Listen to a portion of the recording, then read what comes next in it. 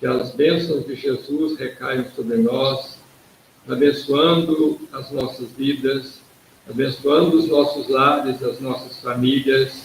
Capítulo 64, intitulado Médiuns de toda parte. João, capítulo 17, versículo 18, palavras de Jesus. Assim como tu me enviaste ao mundo, também eu os enviei ao mundo. Esse é um versículo que se refere àquela longa palestra de despedida que Jesus teve com os seus discípulos pouco antes da sua prisão e consequente paixão e crucificação. Então foi uma conversa amorosa, dulce das palavras, amorosas recomendações. Pai, como tu me enviaste ao mundo, eu também envio esses meus discípulos ao mundo para a tarefa da difusão do Evangelho. Então, essa é o contexto em que foi dito estas palavras tocantes de nosso Senhor Jesus Cristo. Comentando, porém, estas palavras de Jesus e trazendo-as para os dias de hoje, Emmanuel, no seu livro Pão Nosso, traça um comentário sobre a mesma. Diz ele: se abraçaste, meu amigo, a tarefa espiritista cristã, em nome da fé sublimada, sedento de vida superior, recorda que o Mestre te enviou o coração renovado ao vasto campo do mundo para servir. Então ele está mostrando aqui o Emmanuel, trazendo para os dias atuais, dizendo para nós outros, né? Se nós abraçamos a tarefa espírita cristã, se nós fomos colocados neste mundo para buscar uma melhoria de nós mesmos, para conquistar melhorias para o nosso espírito, progresso espiritual, burilamento, né? Somos sedentos de vida superior às vezes, trazemos conosco os resquícios de velhas dívidas, de erros cometidos no passado, em que estivemos chafurdados nos erros e nos pecados do mundo.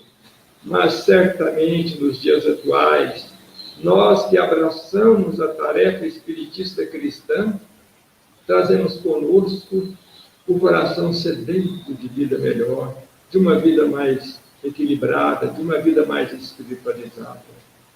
Então, Emmanuel diz: se nós estamos nessa situação, recordemos que o Mestre Jesus nos enviou o coração renovado, ou sedento de renovação, pelo menos, né, ao vasto campo do mundo para servi-lo, ou seja, servir a causa do Evangelho, que, em última análise, significa praticar o bem em favor dos mais sofredores do planeta. Não só ensinarás o bom caminho, agirás de acordo com os princípios elevados que apregoas. Ou seja, não só vamos falar, ensinar, divulgar, mas nós produzir literatura, produzir conselhos para os outros, para o uso dos outros. Não, nós precisamos agir de acordo com os princípios elevados que nós pregamos, que nós divulgamos, que nós defendemos no trabalho espiritista cristão. Ditarás diretrizes nobres. Ditarás diretrizes nobres. Está se referindo às nossas palestras, os nossos escritos, as nossas divulgações. Ditarás diretrizes nobres para os outros. Contudo, marcharás dentro delas por tua vez. Ou seja, é necessário que a nossa conduta seja condizente com a nossa pregação, com aquilo que nós ensinamos aos outros, com aquilo que nós divulgamos da doutrina. Enfim, precisamos, acima de tudo, de prática, que a nossa conduta seja consentânea com aquilo que nós pregamos, com aquilo que nós defendemos. Não te contentarás, diz Emmanuel, em distribuir moedas e benefícios imediatos. Darás sempre algo de ti mesmo ao que necessita. Há aqui uma recomendação clara para a chamada caridade material, mas também a caridade espiritual. Não te contentarás em distribuir moedas e benefícios imediatos, ou seja, caridade material, necessária, útil, proveitosa, que deve ser feita, mas é preciso que nós estejamos dispostos a dar algo de nós mesmos, algo do nosso coração, do nosso sentimento, do nosso tempo, da nossa atenção, do nosso carinho, do nosso respeito, da nossa compreensão e do nosso entendimento, junto dos nossos companheiros que caminham conosco, muitas vezes carregando fardos maiores, provações mais difíceis. Não viverás simplesmente no combate palavroso contra o mal.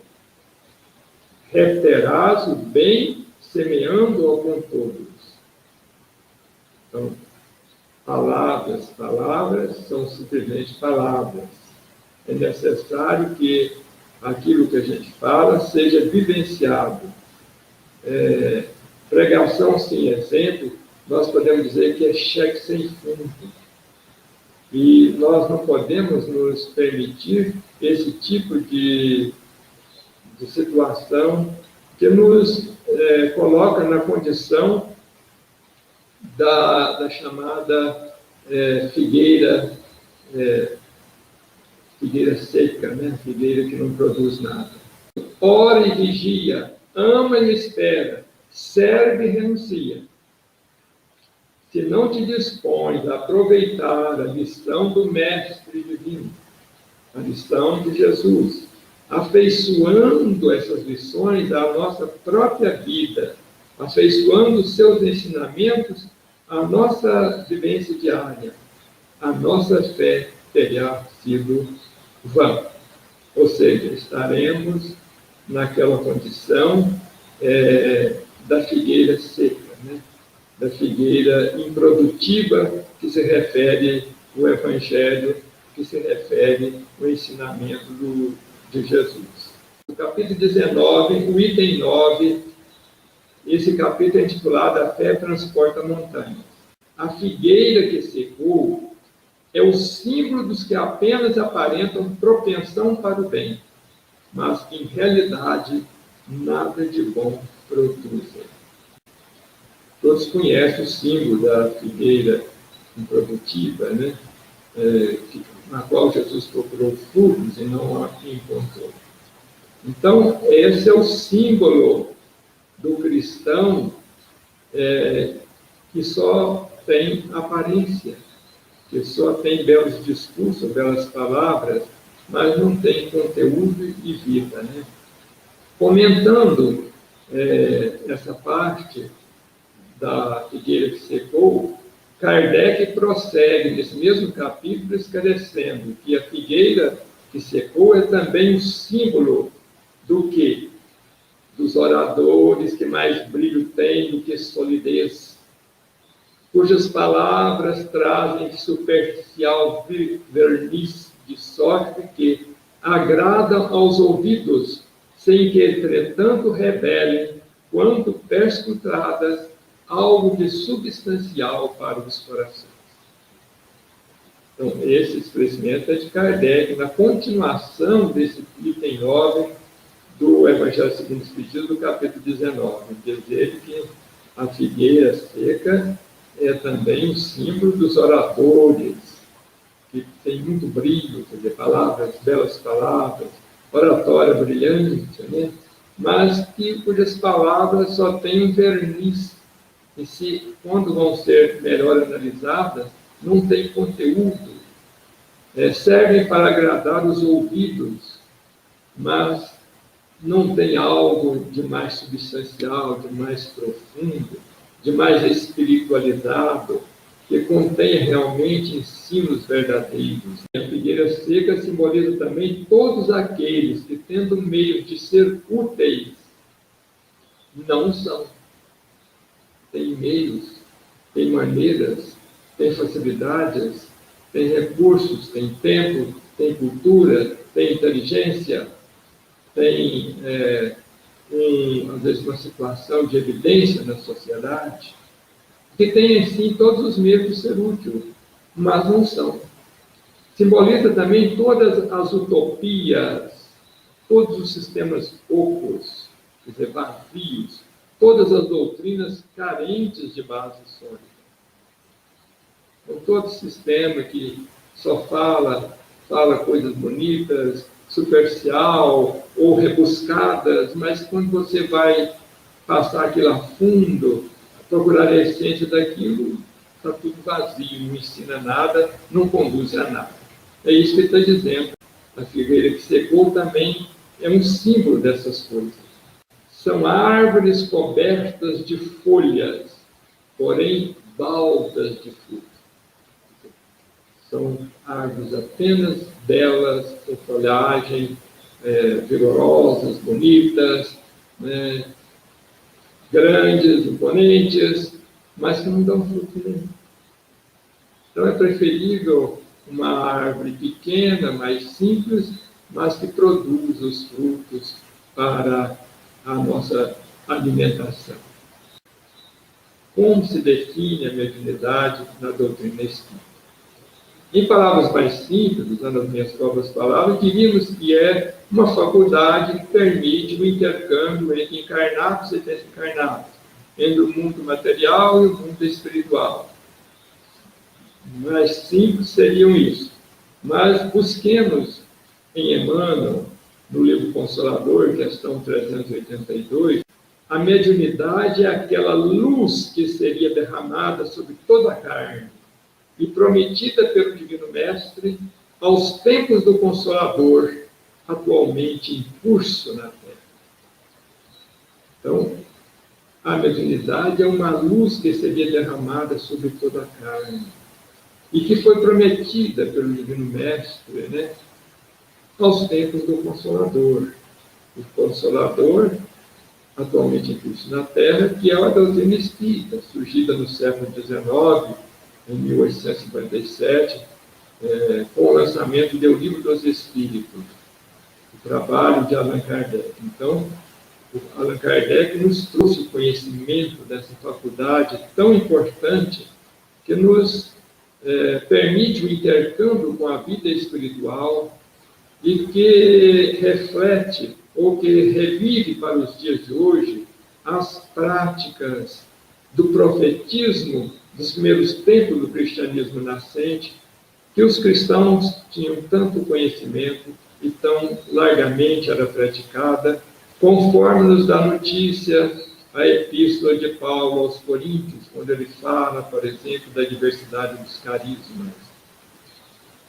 A missão mediúnica, prossegue Emmanuel, respondendo à questão, à definição de mediunidade. A missão mediúnica, se tem os seus percalços, os seus obstáculos, as suas dificuldades e as suas lutas dolorosas, é uma das mais belas oportunidades de progresso e de redenção concedidas por Deus aos seus filhos misérrimos. Me chamou muita atenção aqui essa última palavra, os seus filhos misérrimos. Ou seja, ele fala que a missão mediúnica normalmente é penosa, ela é cercada e eivada de muitas dificuldades, de muitos desafios, de muita necessidade de renúncia a qualquer tipo de recompensa ou retribuição neste mundo, Mas é uma das mais belas oportunidades de progresso espiritual e de redenção concedidas por Deus a quem? Alguns privilegiados, alguns espíritos mais sábios, a corações mais elevados aqui da Terra? Não, aos seus filhos misérrimos. Ou seja, via de regra, a mediunidade é concedida a espíritos caídos em erros dolorosos, que já cometeram equívocos gravíssimos ao longo da história humana, que estiveram nos ápices da sociedade, que ocuparam um cargo de relevância, que cometeram atrocidades, que tiveram por trás de guerras e de crimes tenebrosos, e que em sofrimento, no mundo espiritual, muitas vezes rogam aos poderes superiores que lhes conceda a oportunidade de voltar doente, canceroso, leproso, paralítico, cego, e a espiritualidade maior, não, você vai como médium, para que você possa não simplesmente sofrer, mas construir alguma coisa, ressarcir os erros cometidos, recuperar o tempo perdido. Então, a missão mediúnica, na grande maioria dos casos aqui na Terra, a tarefa mediúnica, é dada a espíritos desse nível. São filhos de Deus misérrimos, quer dizer, que estão em grande miséria espiritual, portadores de débitos clamorosos. Então, a missão mediúnica, com raras exceções, né? Porque há as exceções dos grandes missionários, mas, via de regra, ela é concedida a espíritos falidos, que foram grandes criminosos, às vezes, do passado, que resgatam a peso de lágrimas, sofrendo e lutando e exemplificando a faculdade mediúnica na Terra para ressarcir esses erros. Sendo luz que brilha na carne, a mediunidade é atributo do espírito, patrimônio da alma imortal, elemento renovador da posição moral da criatura terrena, enriquecendo todos os seus valores no capítulo da virtude da inteligência, com uma condição: sempre que se encontre ligada aos princípios evangélicos na sua trajetória pela face do mundo. Então, aqui há muito ensinamento nesse trecho, sendo luz que brilha na carne, atributo do espírito, patrimônio da alma mortal, elemento renovador da posição moral da criatura, né? Aqui a gente recorda, até a título de esclarecimento, a fala de Allan Kardec em O Livro dos Médiuns, quando ele diz que a faculdade está radicada no organismo. E aqui o irmão diz que ela é atributo do espírito, patrimônio da alma imortal. Fica parecendo contraditório, mas na verdade não é. Tanto Allan Kardec estava certo, quanto Emmanuel também aqui. Porque realmente a faculdade mediúnica na carne, ela está radicada no organismo, ou seja, ela tem relação direta com a organização físico-psíquica do homem reencarnado. Ou seja, no médium, a organização e a ligação perispiritual entre corpo e espírito é menos densa. O médium tem mais facilidade de desdobramento, de desdobrar o perispírito.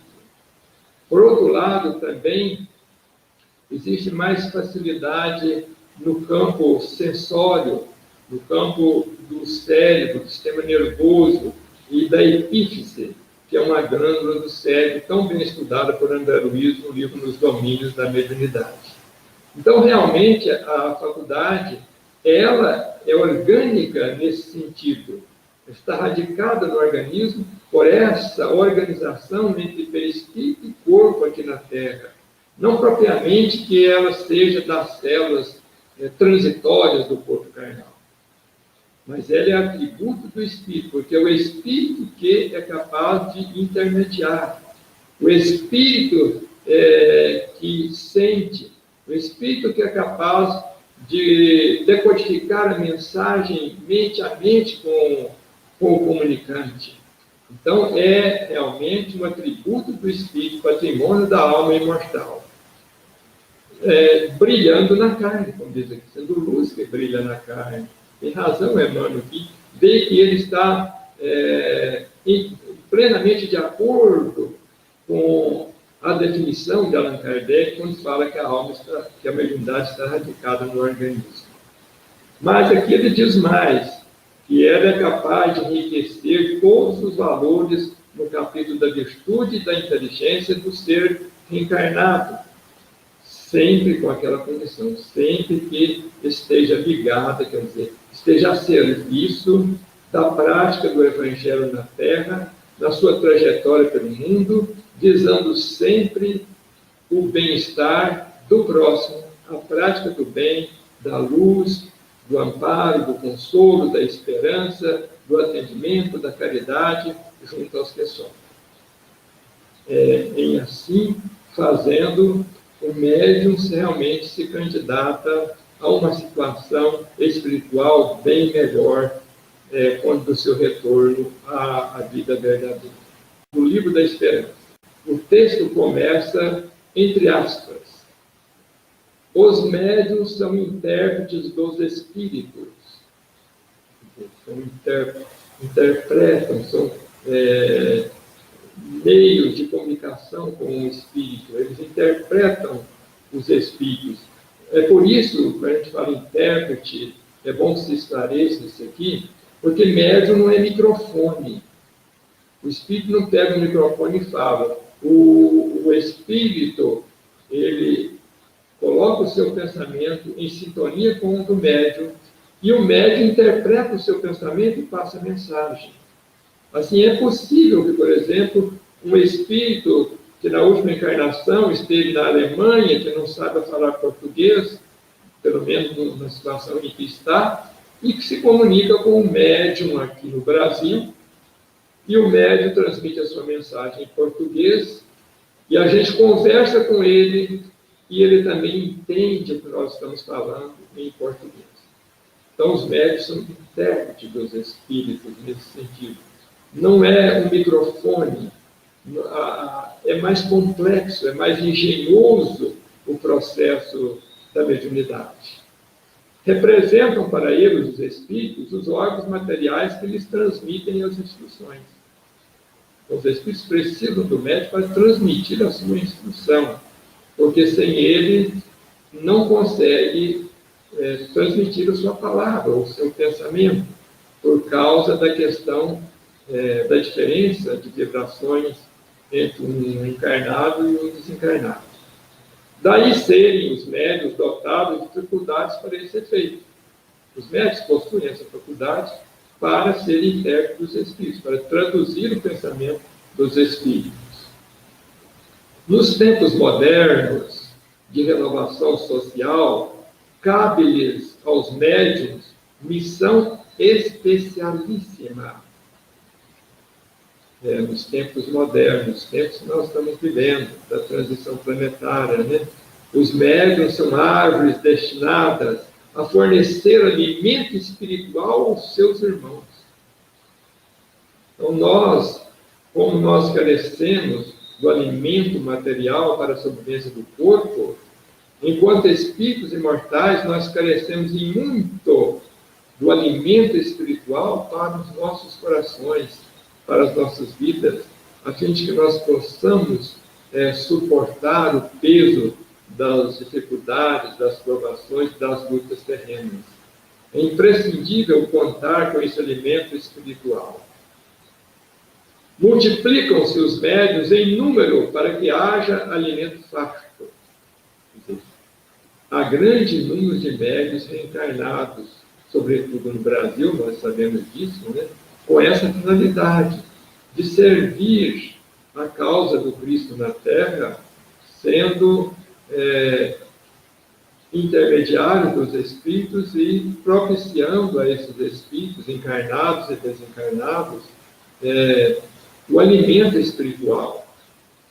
Nós temos encarnados e desencarnados porque muitas vezes nós atendemos nas reuniões mediúnicas das casas espíritas os desencarnados em sofrimento, aqueles que estão no mundo espiritual, mas nem sabem que desencarnaram, estão em grande sofrimento, em grande desequilíbrio, presos ainda às coisas da terra, achando que estão ainda na carne, e são atendidos via o quê? Via mediunidade. Através da mediunidade, o orientador, o doutrinador, o esclarecedor, como a gente fala em espiritismo, conversa, esclarece e, sobretudo, recebem eles, nessa oportunidade, a possibilidade de ver e enxergar amigos e benfeitores espirituais que, em circunstâncias normais, eles não conseguiam.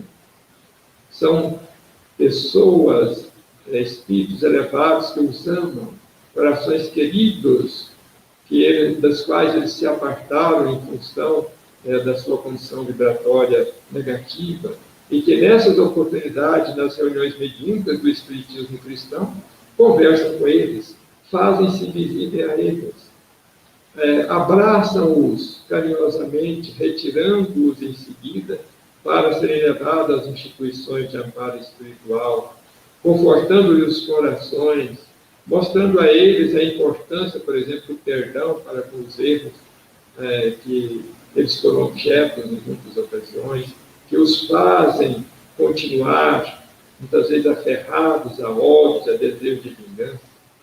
Então, tudo isso é importante e acontece através do médium simples, não é o médium que se evidencia, não é o missionário, são o médium psicofônico das casas espíritas, o médium vidente, o médium intuitivo, que colaboram nessas tarefas. Existem os médiuns por toda parte, entre os ricos e os pobres, entre os grandes e os pequenos, a fim de que em nenhum ponto, em nenhum lugar da sociedade, faltem para que todos os homens se reconheçam chamados à verdade.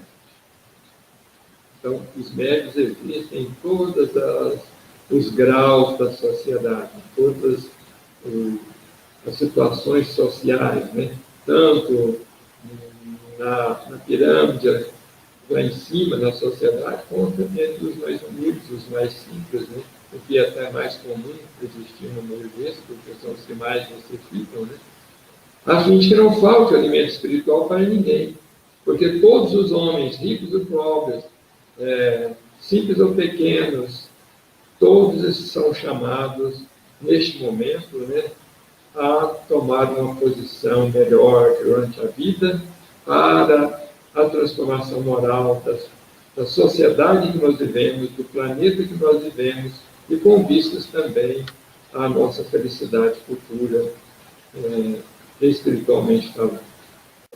São feitas algumas ponderações aqui.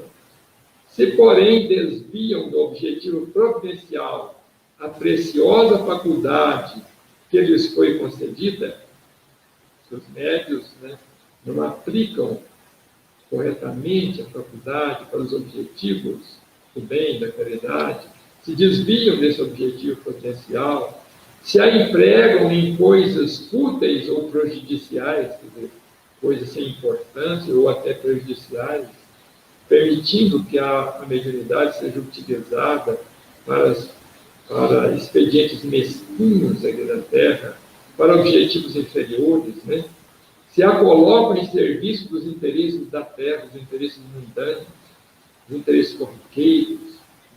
A mediunidade não veio para isso, para servir a interesses imediatistas, para interesses materiais.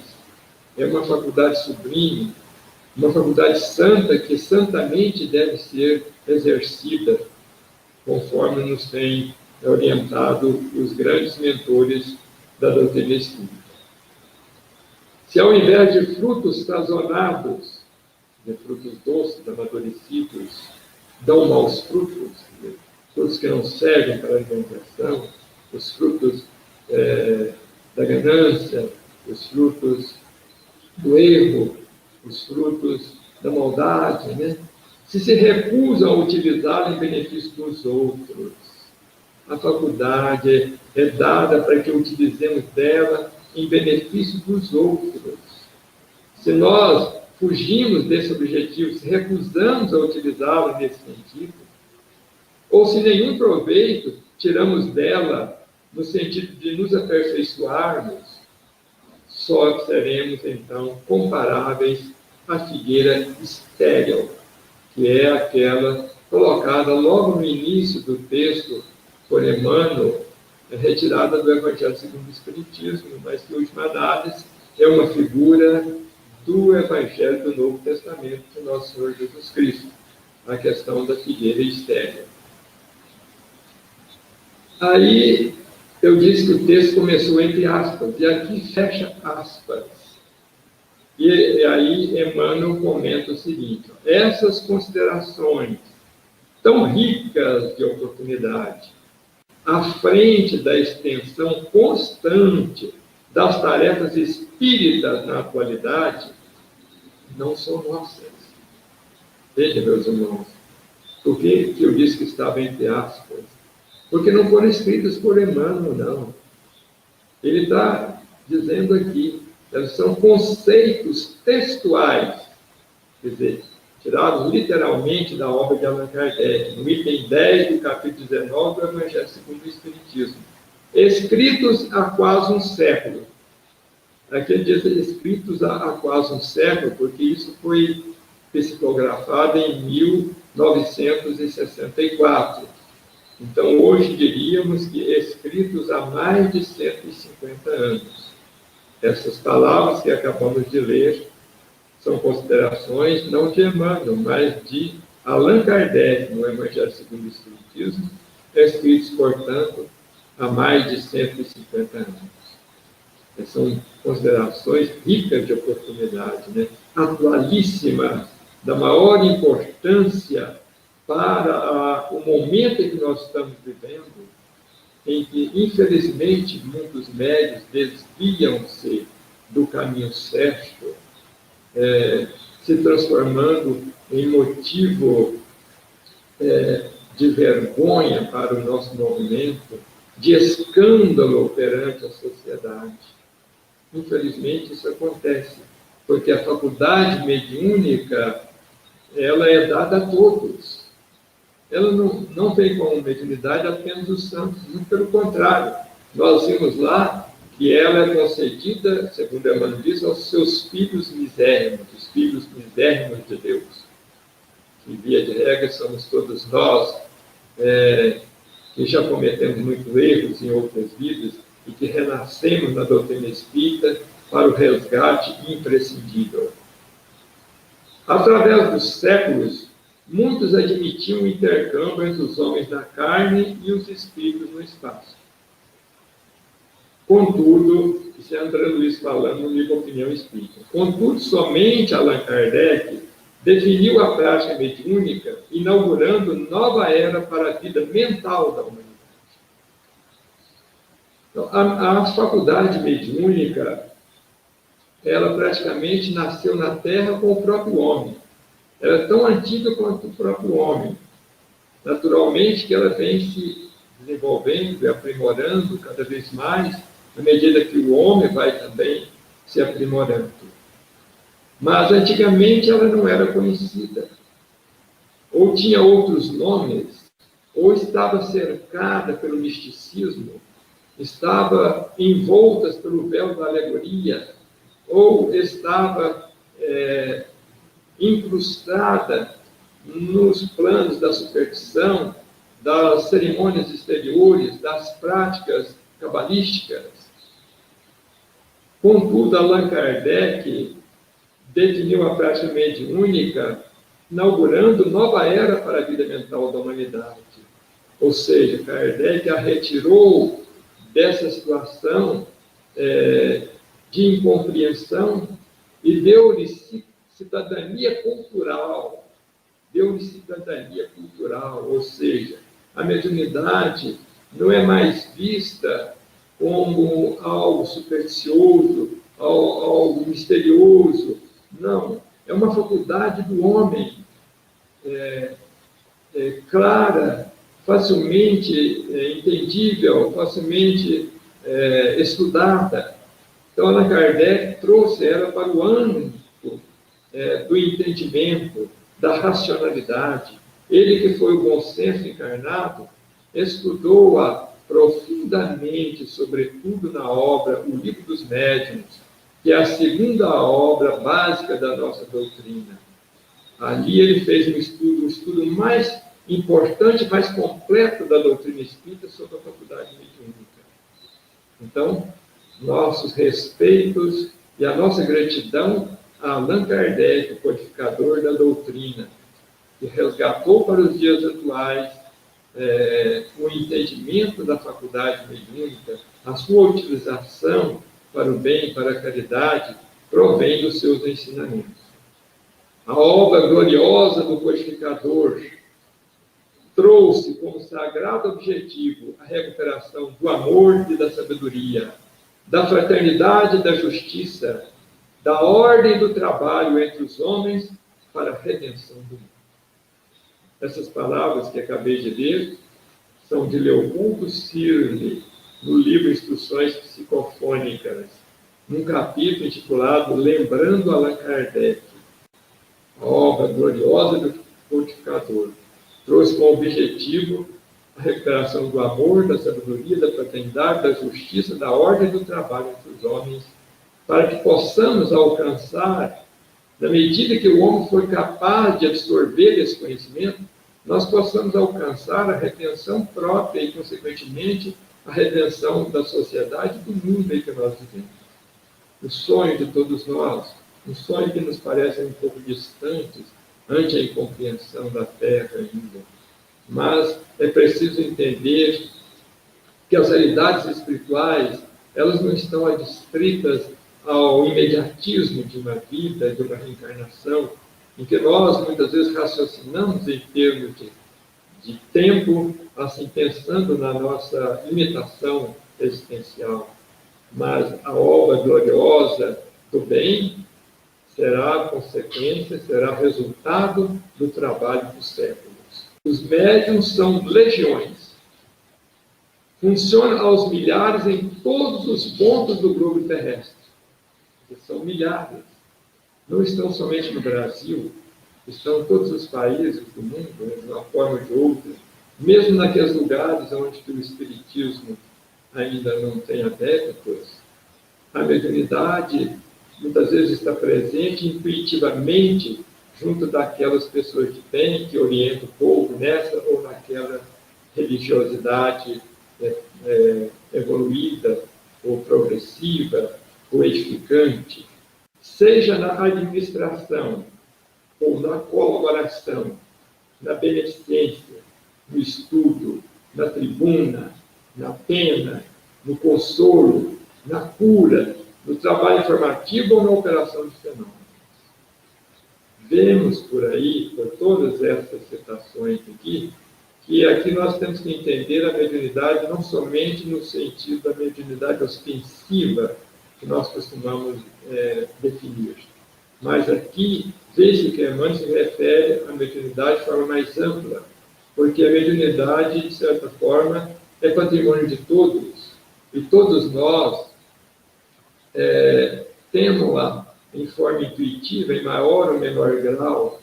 Assim é que nas nossas atribuições dentro do movimento espírita, seja na administração, seja na colaboração, seja na beneficência, no estudo, na tribuna, falando, na pena, escrevendo, no consolo, consolando os sofredores, ou na cura, os passos, as orações que fazemos junto aos enfermos, no trabalho informativo, conversando com as pessoas e dando informações corretas, ou mesmo na operação de fenômenos, que aí já é a mediunidade mais ostensiva.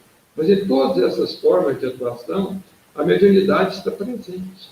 É preciso que nós tenhamos consciência de que nós, mesmo aqueles que não a possuem ostensivamente, podemos ser médiuns dos espíritos superiores, atendendo aos ditames da consciência, aos ensinos do Espiritismo, na prática daquilo que for melhor, seja nessa ou naquela situação em que nós venhamos a ser colocados para trabalhar.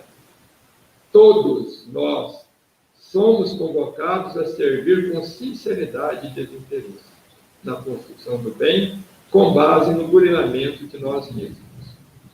Então, todos nós somos convocados ao trabalho do bem, sejamos médiuns ostensivos ou não. Todos somos convocados, porque de alguma forma todos somos portadores de mediunidade em maior ou menor grau, conforme inclusive ensina Allan Kardec no Livro dos Médiuns. Cada médium, cada um de nós, portanto, é mobilizado na obra do bem conforme as possibilidades que dispomos. Ou seja, conforme os nossos pendores, conforme a nossa condição evolutiva. Então, um orienta, outro esclarece, aquele fala, outro escreve, esse ora, outro alivia. São todas operações santas da mediunidade, na qual todos nós podemos servir ao próximo, fazendo o melhor em favor do próximo. Não desdenhemos da pessoa humilde que faz um trabalho mais simples, porque, na verdade, não existe mediunidade mais importante do que a outra. Todas são importantes. Então, todas são imprescindíveis à economia do bem na Terra. Então, que nós tenhamos essa consciência de que todos somos chamados, de alguma forma, à prática mediúnica, esparzindo o bem junto daqueles que caminham conosco. Não valem médios que apenas produzam fenômenos que despertam curiosidade, que chamam atenção. Não valem fenômenos que apenas estabeleçam convicções. Olha só essa sequência de frases do Emmanuel no livro Seara dos Médios. Não valem médios que apenas produzem fenômenos. Não valem fenômenos que apenas estabeleçam convicções. Aí eu creio. Não valem convicções que criem apenas palavras. Não basta crer. Falar é preciso, agir. Não valem palavras que apenas articulem pensamentos vazios. A vida e o tempo exigem trabalho e melhoria, progresso e aprimoramento. Então, a sabedoria do Espírito Emmanuel fica bem clara aqui quando ele faz essas recomendações ao nosso entendimento da prática mediúnica. O fenômeno deve ser, talvez, a última coisa que o médium vai pensar é a prática dos fenômenos. Porque, antes de tudo, implica a gente fazer o bem, colaborar para que o fenômeno do bem, da prática do bem, possa tomar conta do mundo. É isso que nós queremos e precisamos que o mundo espiritual espera de nós. Um importante depoimento de uma companheira do movimento espírita nascente aqui no Brasil, a médium Ana Prado. Ela também deu uma mensagem psicofônica lá em Pedro Leopoldo, lá no grupo Meio, onde o Chico trabalhava, um capítulo intitulado Observação Oportuna. Foi gravada essa mensagem e depois também colocada no livro Instruções Psicofônicas. Ana Prado foi uma médium de efeitos físicos, que realizou seu trabalho lá na cidade de Belém do Pará, no começo do século passado, do século XX. Ela nasceu ainda no finalzinho do século XIX e veio a desencarnar por volta de 1923, ainda muito nova, com 39 anos apenas de vida. Mas foi uma médium extraordinária no campo do fenômeno de efeito físico. Materializações, répteis, voz direta, transporte de objetos de fora da sala para dentro, onde estava sendo realizada a reunião, e, sobretudo, as materializações. Ficou famosa pelo caso do irmão Frederico Figner, que é aquele diretor da Federação Espírita Brasileira, que veio escrever depois o seu livro Voltei, assinando com o pseudônimo de Irmão Jacob. Na verdade, ele assinou com o seu próprio nome, mas a Fé e o Chico optaram por não colocar o nome verdadeiro com medo de um novo processo na justiça, como foi o caso do processo de Humberto de Campos, da família de Humberto de Campos, para com a Fé e o Chico.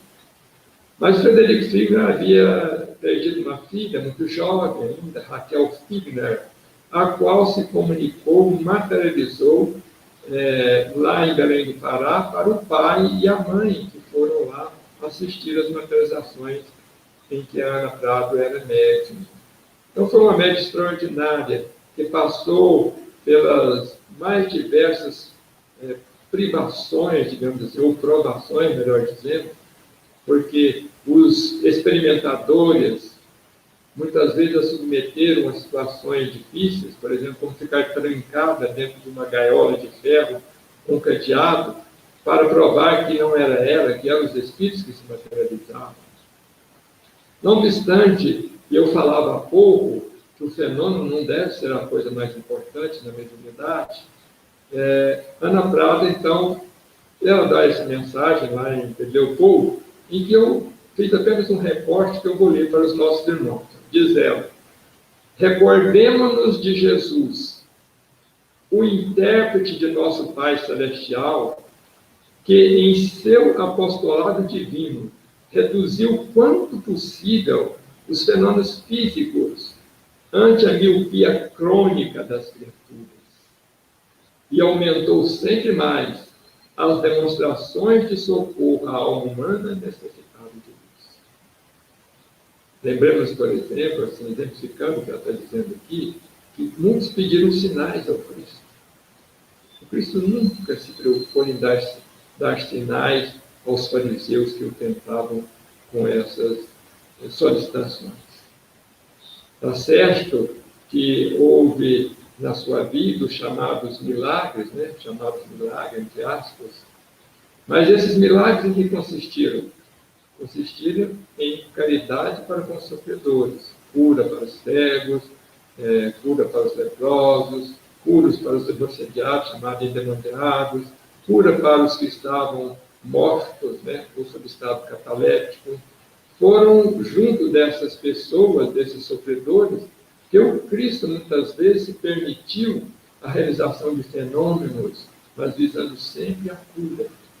Assim é que os Espíritos têm recomendado, e atualmente são muito poucos as casas espíritas no Brasil e no mundo que realizam trabalhos dessa natureza, mas eles têm orientado todos esses trabalhos, quando existam médiuns para isso, devem ser direcionados para o tratamento dos sofredores, dos doentes e dos enfermos.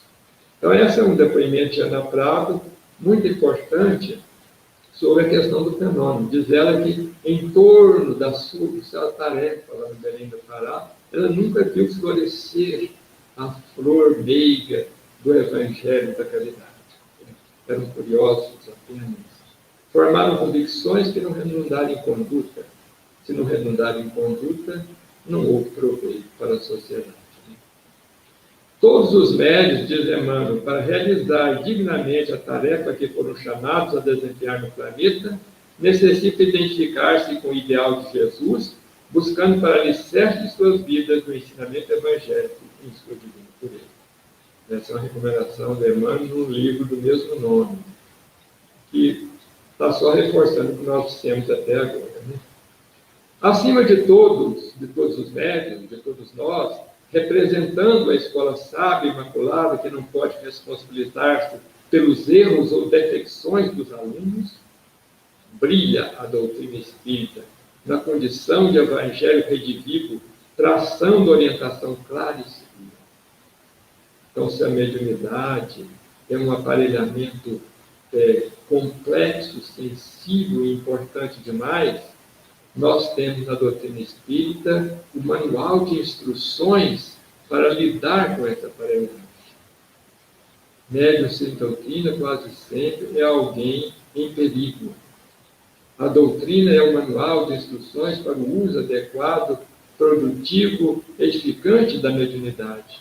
Que nós tenhamos em conta isso, que o médium precisa, sobretudo, de estudar e trabalhar no bem. Faça-o concluir desse modo, que situar a mediunidade na formação do bem de todos, ou gastar-lhe os talentos em movimentações infelizes é a escolha de cada um. Ou seja, aqueles que não utilizam bem, que desviam a faculdade mediúnica, são responsáveis.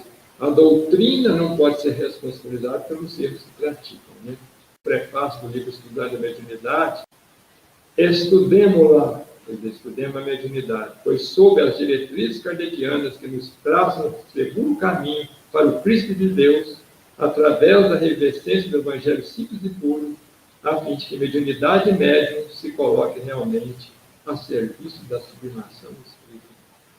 Então, precisa estudar a mediunidade sob o amparo e a orientação da doutrina espírita, das diretrizes kardecianas, que, em última análise, estabelece a revivescência do cristianismo primitivo na Terra, a fim de que médiuns e mediunidades se coloquem realmente a serviço do bem e da sublimação espiritual na Terra.